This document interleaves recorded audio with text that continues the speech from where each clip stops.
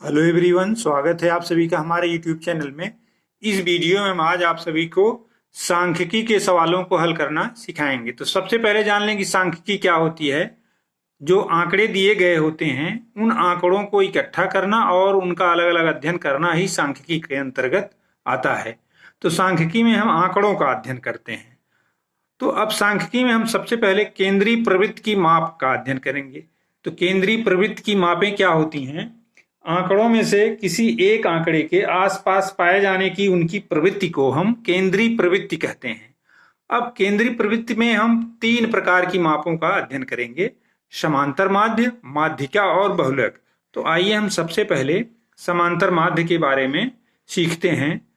तो जब कई आंकड़े दिए गए होते हैं तो उनमें से हम मध्य में कौन सा आंकड़ा है, अगर उस आंकड़े का अध्ययन कर लेते हैं तो उसके बारे में हमें सारी जानकारी प्राप्त हो जाती है।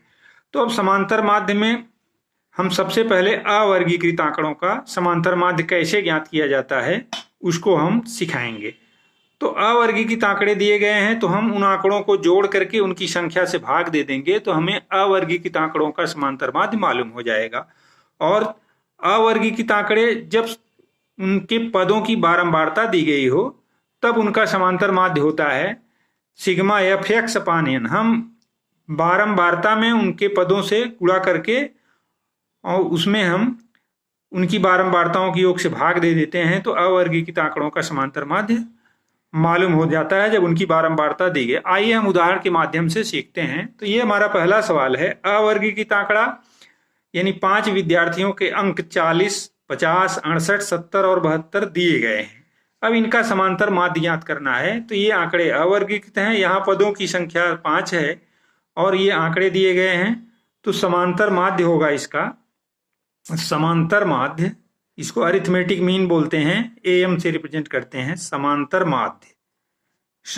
माध्य जब आंकड़े अवर्गीकृत हों तो ये होता है सिग्मा एक्स अपान एन आंकड़ों की संख्या है। तो हम सिग्मा एक्स यानी इनका योग, तो ये 40 धन 50 धन 68 धन 70 धन 68 धन 70 और धन 72, ये 5 आंकड़े हैं, इनको हम जोड़ लेंगे।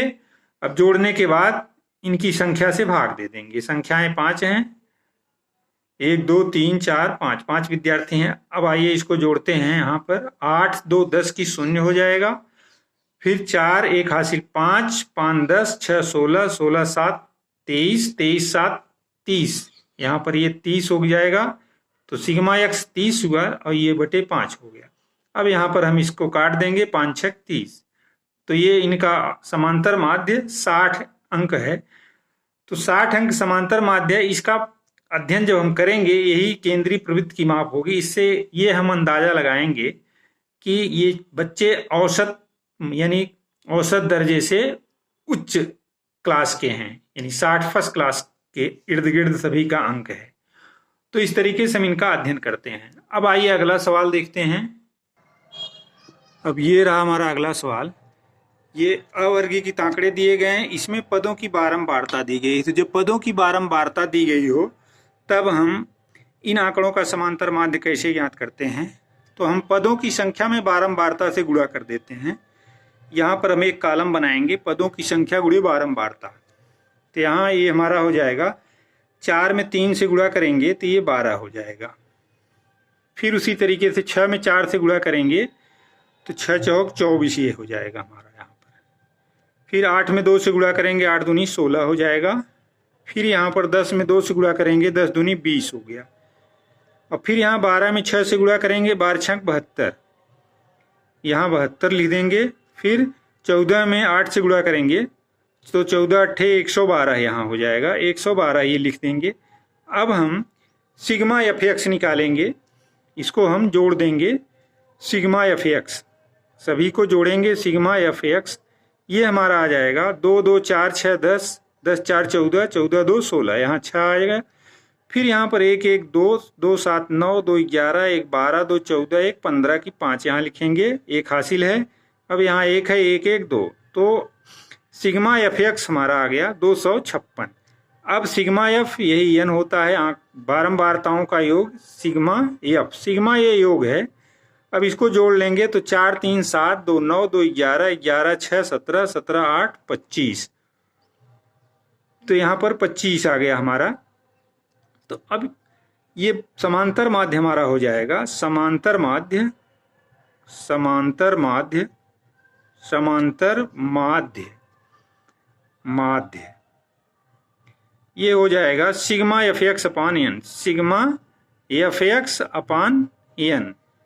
एन यानी सिग्मा एफ।